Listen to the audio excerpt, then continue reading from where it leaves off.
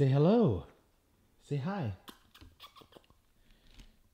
What's up, guys? This is a new guy to the family. This is Rex. Spelled it a little unique, though, not like the typical R-E-X. We got to make it car related, that's right. So it's W-R-E-C-K-S, Rex.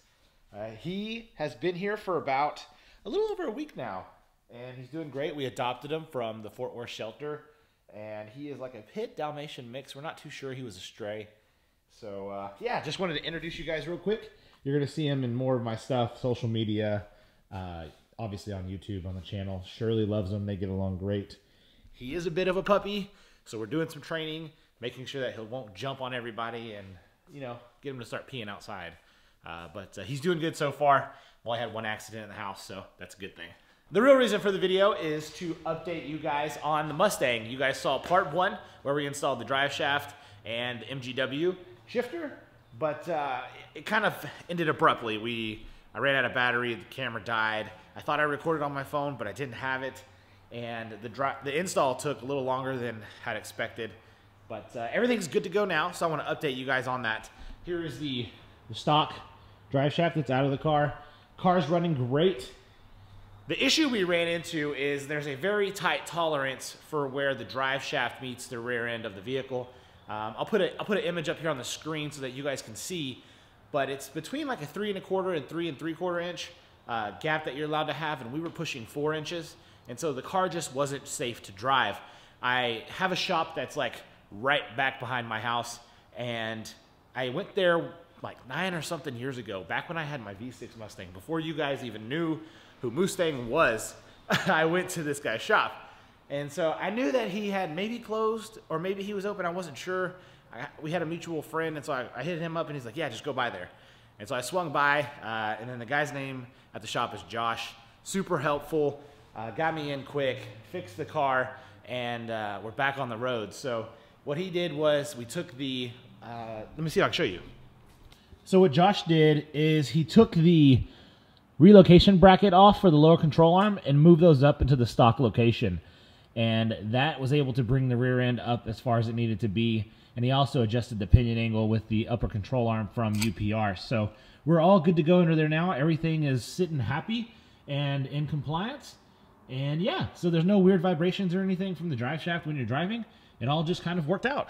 And in talking to Josh a little bit, he had some really good ideas for the car. He really wants me to go Paxton and save a little bit of money from the CPR turbo kit. He loves the CPR turbo kit. He's just saying that what fits my needs right now and kind of my budget and my price.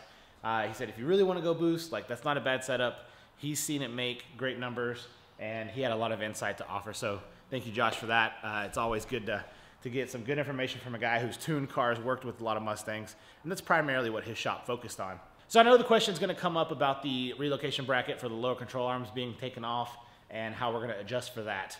In all honesty, Josh was telling me that the LCA is meant to sit as parallel to the ground as possible, and with the ride height that I'm at, especially the ride height that I'm going to be at with my drag setup, because that raises the car up a little bit, that I'll be level when I'm actually running really hard on the car, and so that I didn't actually need those. I always thought I did, because with being on bags, you would think that your car is going to be significantly lower than a factory ride height, but the height that I ride around at, it's not that big of a difference apparently. So he said it's going to be good.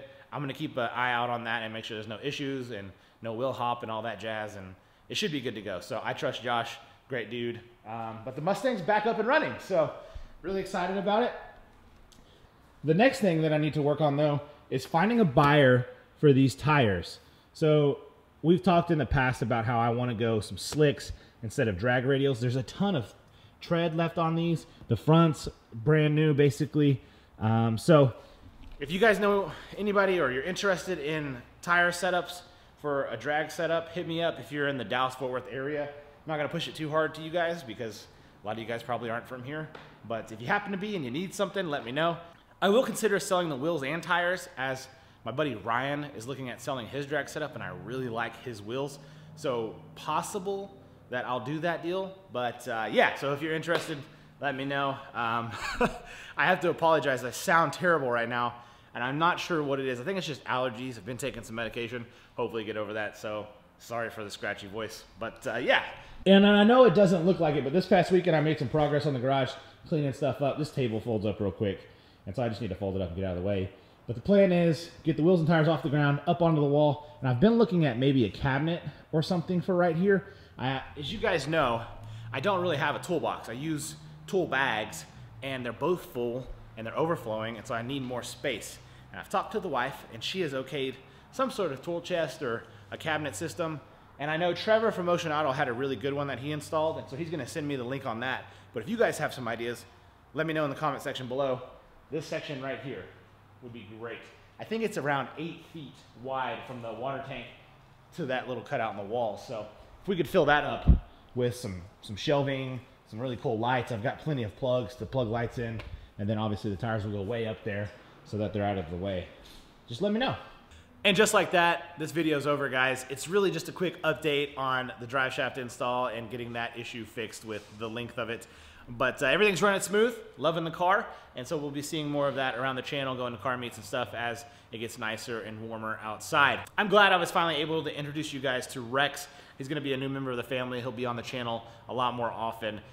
He is not our first adopted animal, but if you guys have tips or tricks to training him for crate training or pottying outside, leave those down below. We're always open to ideas to make that a little easier and to educate him on that. Let's see here.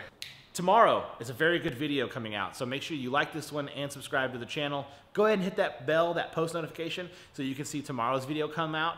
If you follow me on social media, I'm gonna plug myself here, at Mustang09, Facebook, Instagram, Snapchat, and Twitter, then you'll know my buddy Ryan came to town recently. He snapped some pics of the car and the truck, and it was going great until, I mean, we'll just say things got interesting.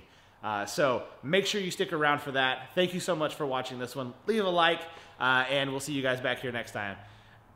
Take it easy, boys.